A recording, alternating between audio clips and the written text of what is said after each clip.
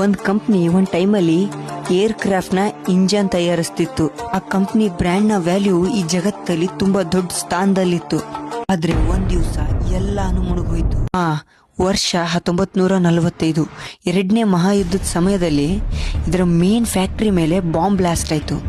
ಮತ್ತೆ ರಾತ್ರೋರಾತ್ರಿ ಸುಟ್ಟು ಬೂದಿ ಆಯ್ತು.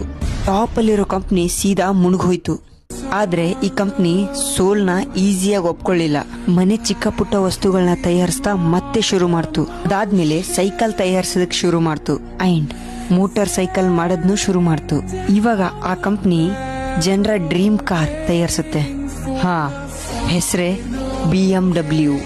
ಏನಾದ್ರೂ ಈ ಕಂಪ್ನಿ ಅವತ್ ಮತ್ತೆ ಶುರು ಮಾಡಿರ್ಲಿಲ್ಲ ಅಂದ್ರೆ ಇವತ್ ಅದ್ರ ಸಣ್ಣ ಗುರ್ತು ಕೂಡ ಇರ್ತಿರ್ಲಿಲ್ಲ.